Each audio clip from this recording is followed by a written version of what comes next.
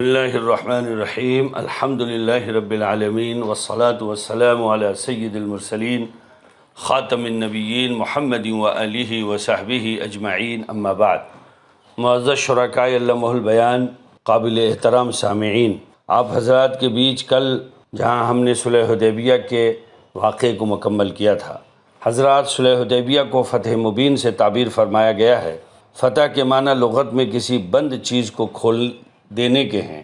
عرب کی مخالفت کی وجہ سے اب تک دعوت اسلام اور تبلیغ احکام کا دروازہ بند تھا۔ اس صلح نے اس دروازے کو کھول دیا۔ اب وقت آیا ہے کہ اللہ عز و جل کے پیغام کو تمام بندوں تک پہنچا دیا جائے۔ آپ صلی اللہ علیہ وسلم نے صلح ہوتے ہی ایک دن تمام صحابہ کرام کو جمع فرمایا، خطبہ ارشاد فرمایا، جس میں آپ نے فرمایا، خدا نے مجھ کو تمام دنیا کے لیے رحمت اور پیغمبر بنا کر بھیجا ہے۔ دیکھو، حواریین عیسیٰ علیہ السلام کی طرح اختلاف نہ کرنا، جاؤ میری طرف سے پیغام حق ادا کرو۔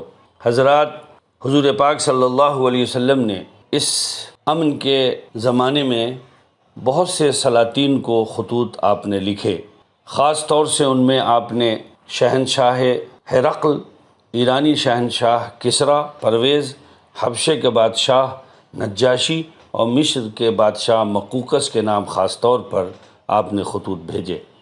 ہرقل کو آپ نے اپنا مکتوب دحیہ کلبی کے ہاتھ ارسال فرمایا اور انہوں نے بصرہ کے رئیس اور سردار کے ذریعے اس مکتوب گرامی کو ہرقل تک پہنچایا۔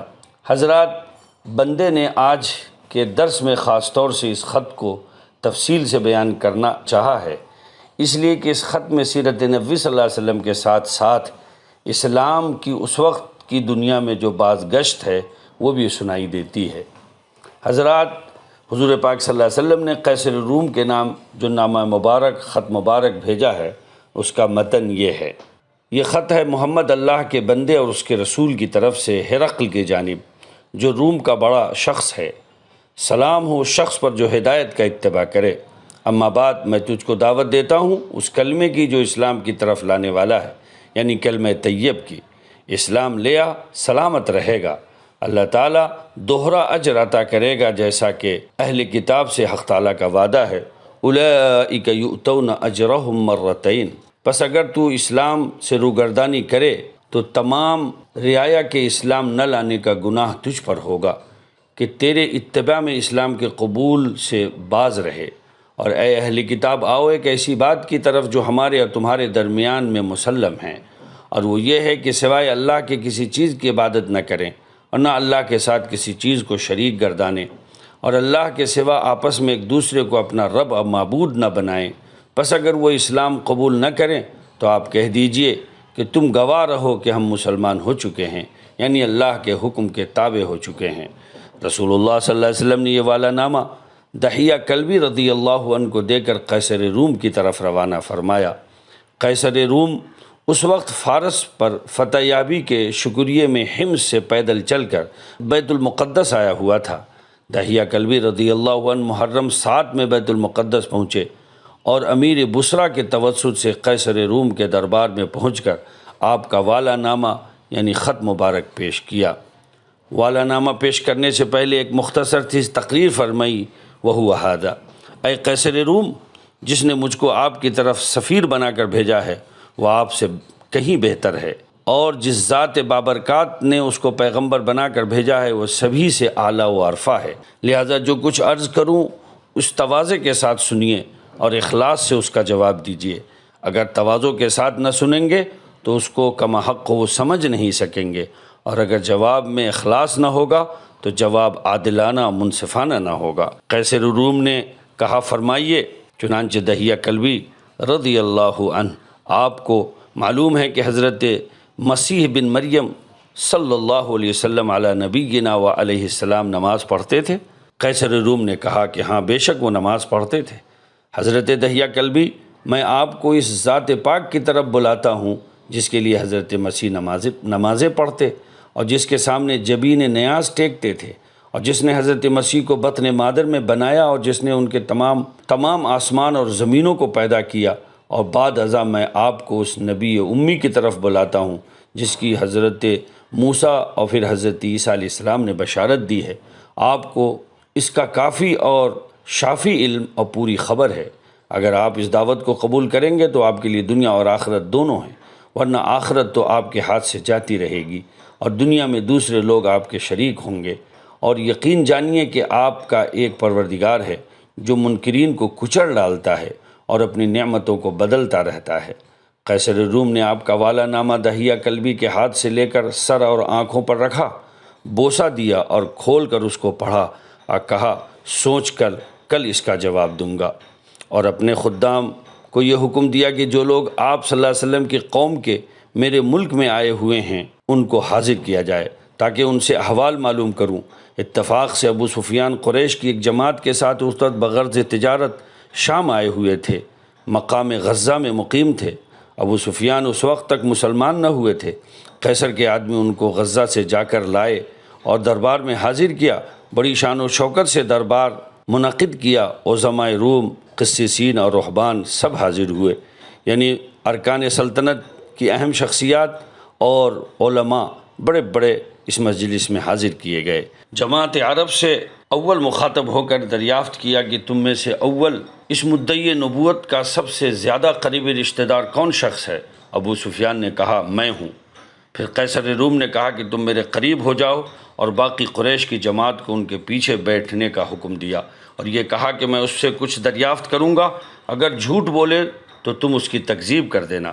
ابو سفیان کہتے ہیں کہ اگر مجھ کو یہ اندیشہ نہ ہوتا کہ لوگ میری تکذیب کریں گے تو میں ضرور جھوٹ بولتا۔ بعد ازاں حسب ذیل گفتگو کا سلسلہ شروع ہوا۔ قیصر روم نے کہا کہ تم میں ان کا نسب کیسا ہے، یعنی وہ حسب و نسب کے لحاظ سے کیسے ہیں؟ ابو سفیان نے کہا، وہ بڑے عالی نسب ہیں، ان کے نسب سے بڑھ کر کسی کا نسب نہیں۔ پھر قیصر روم نے کہا، کیا ان کے آباء و اجداد میں کوئی بادشاہ بھی ہوا ہے؟ ابو سفیان نے کہا، نہیں۔ قیصر نے کہا، تم لوگوں نے ان کو دعویٰ نبوت سے پہلے کبھی جھوٹ بولتے ہوئے پایا ہے؟ ابو سفیان نے کہا، نہیں۔ قیصر، ان کے پیرو کس قسم کے لوگ ہیں، عمرا اور دولت مند ہیں یا غربا اور کمزور؟ اس کے جواب میں ابو سفیان نے کہا، اکثر غربا اور ضعفاء ہیں۔ قیصر روم نے کہا، ان کے متبعین روز بروز بڑھتے جاتے ہیں یا گھٹتے جاتے ہیں؟ ابو سفیان نے کہا، دن بدن اور زیادہ ہوتے جاتے ہیں۔ قیصر روم نے کہا کہ کیا کوئی شخص ان کے دین میں داخل ہونے کے بعد ان کے دین سے بیزار اور متنفر ہو کر مرتد یعنی دین سے پھر بھی جاتا ہے؟ ابو سفیان نے کہا، ایسا نہیں ہوا، کبھی نہیں ہوا۔ قیصر، کیا وہ خلاف عہد بھی کرتے ہیں، یعنی کوئی وعدہ کر کے وعدہ خلافی کرتے ہیں؟ ابو سفیان، کبھی نہیں، آج تک انہوں نے کبھی عہد شکنی نہیں کی، لیکن آج کل ہمارے اور ان کے مابین ایک مدت صلح ٹھہری ہے، نہ معلوم اس میں کیا کرتے ہیں۔ ابو سفیان کہتے ہیں کہ سوائے ایک بات کے مجھے کسی اور بات کے لگانے کا کہیں موقع نہ ملا۔ ابن اسحاق کی روایت میں ہے کہ ابو سفیان کہتے ہیں کہ خدا کی قسم، قیصر نے میری اس بات کی طرف جو میں نے اپنی طرف سے ملائی تھی ذرہ برابر بھی التفات نہیں کیا۔ بہرحال قیصر نے پھر کہا کہ کبھی تم ان سے لڑے بھی ہو؟ ابو سفیان نے کہا کہ ہاں۔ قیصر روم نے کہا، لڑائی کیسی رہی؟ ابو سفیان نے کہا کہ کبھی وہ غالب ہوئے، کبھی ہم۔ قیصر نے کہا کہ وہ تم کو کس چیز کا حکم دیتے ہیں؟ ابو سفیان نے کہا، وہ کہتے ہیں کہ ایک اللہ کی عبادت کرو، کسی کو اس کے ساتھ شریک نہ کرو، اور کفر و شرک سے تمام مراسم جو تمہارے آباء و اجداد کرتے تھے ان سب کو یکلخت چھوڑ دو۔ نماز اور زکوٰۃ اور سچائی اور پاک دامن اور صلہ رحمی کا حکم دیتے ہیں۔ قیصر نے کہا، ترجمان سے مخاطب ہو کر کہا کہ ان سے کہہ دو کہ میں نے اول تم سے ان کا نسب دریافت کیا، تم نے کہا وہ نہایت عالی نسب اور شریف خاندان سے ہیں۔ بے شک انبیاء ایسے ہی خاندان سے بھیجے جاتے ہیں جو حسب و نسب میں سب سے بالا تر ہوں۔ پھر میں نے تم سے دریافت کیا کہ ان کے خاندان میں کوئی بادشاہ بھی گزرا ہے؟ تم نے کہا نہیں۔ اگر ان کے خاندان میں کوئی بادشاہ گزرا ہوتا تو میں یہ سمجھتا کہ یہ اس طریق سے اپنے باپ دادا کا اختیار کرنا چاہتے ہیں۔ میں نے تم سے دریافت کیا کہ تم نے ان کو جھوٹا تو نہیں پایا؟ تم نے کہا نہیں، جس سے میں یہ سمجھا کہ یہ کیسے ممکن ہے کہ ایک شخص بندوں پر تو جھوٹ نہ باندھے اور معاذ اللہ پر جھوٹ باندھے۔ میں نے تم سے یہ دریافت کیا کہ کیسے لوگوں نے ان کا اتباع کیا ہے؟ تم نے کہا ضعفاء غربا نے۔ بے شک حضرات انبیاء علیہم الصلاۃ و تسلیمات کے اتباع اور پیروی کرنے والے اکثر ضعفاء غربا ہی ہوتے ہیں۔ میں نے تم سے دریافت کیا کہ ان کے پیرو بڑھتے جاتے ہیں یا گھٹتے جاتے ہیں؟ تم نے کہا بڑھتے جاتے ہیں۔ بے شک ایمان کا یہی حال ہے کہ اس کے پیرو روز بروز بڑھتے ہی رہتے ہیں یہاں تک کہ وہ حد کمال کو پہنچ جائے۔ میں نے تم سے دریافت کیا کہ ان کے دین میں داخل ہونے کے بعد کوئی شخص ان کے دین سے ناراض اور بیزار ہو کر مرتد بھی ہو جاتا ہے؟ تم نے کہا نہیں، بے شک ایمان کا یہی حال ہے کہ جب اس کی شیرینی اور حلاوت، اس کی فرحت و مسرت دلوں میں سما جائے تو پھر کسی طرح نہیں نکلتی۔ میں نے تم سے دریافت کیا کہ کیا وہ بدعہدی کرتے ہیں؟ تم نے کہا نہیں، بے شک پیغمبروں کی یہی شان ہوتی ہے، وہ کبھی بدعہدی نہیں کرتے۔ میں نے تم سے لڑائی کے متعلق دریافت کیا، تم نے کہا کہ کبھی وہ غالب و کبھی ہم غالب۔ بے شک انبیاء کے ساتھ ابتداءً اللہ تعالیٰ کا ایسا ہی معاملہ ہوتا ہے، کبھی غالب ہوتے ہیں کبھی مغلوب، تاکہ ان کے متبعین کے صدق اور اخلاص کا امتحان ہوتا رہے، لیکن انجام کار غلبہ و فتح انہی کو ہوتا ہے۔ میں نے تم سے دریافت کیا کہ وہ تم کو کن چیزوں کا حکم دیتے ہیں؟ تم نے کہا کہ اللہ عز و جل کی عبادت کا حکم دیتے ہیں، شرک و بت پرستی سے منع کرتے ہیں، نماز اور زکوٰۃ اور سچائی اور پاک دامنی وغیرہ کا حکم کرتے ہیں۔ اگر یہ تمام چیزیں جو تم نے بیان کی ہیں صحیح ہیں تو بلا شبہ نبی ہیں، اور وہ عنقریب اس جگہ کا مالک ہوگا جہاں میرے یہ دونوں قدم ہیں۔ مجھ کو معلوم تھا کہ یہ نبی ظاہر ہونے والے ہیں، لیکن یہ گمان نہ تھا کہ تم میں سے ظاہر ہوں گے۔ مجھے ان سے ملنے کی بڑی تمنا ہے، اگر میں آپ کی خدمت میں پہنچ جاؤں تو آپ کے قدم دھویا کروں۔ بعد ازاں آپ کا والا نامہ تمام مجمع کو پڑھ کر سنایا۔ خط کا سنانا تھا کہ ایک شور بپا ہو گیا، ہر طرف سے آوازیں بلند ہونے لگی۔ ابی سفیان کہتے ہیں کہ اس وقت ہم سب کو باہر نکال دیا گیا۔ باہر آنے کے بعد میں نے کہا، تعجب کی بات ہے کہ آپ سے روم کا بادشاہ بھی ڈرتا ہے۔ اس روز سے مجھے یقین کامل ہو گیا کہ آپ کا دین ضرور غالب ہو کر رہے گا، یہاں تک کہ اللہ تعالیٰ نے مجھے اسلام کی توفیق دی۔ حضرات، بخاری شریف کے حوالے سے یہ پورا واقعہ آپ کے بیچ پیش کیا گیا ہے۔ وقت ہو گیا ہے، اگرچہ اس واقعے کا ایک بڑا خوبصورت حصہ اور اللہ تعالیٰ کی سنت اللہ کا ایک عجیب منظر ابھی ہمارے سامنے آنا باقی ہے۔ انشاءاللہ ہم اگلے دروس میں اس کو مکمل کریں گے۔ اللہ تبارک و تعالیٰ ہم سب کی اس کاوش کو قبول فرمائے اور ہم سب کے لیے اس کو بلندی درجات کا ذریعہ فرمائے۔ آمین ثم آمین۔ السلام علیکم ورحمۃ اللہ وبرکاتہ۔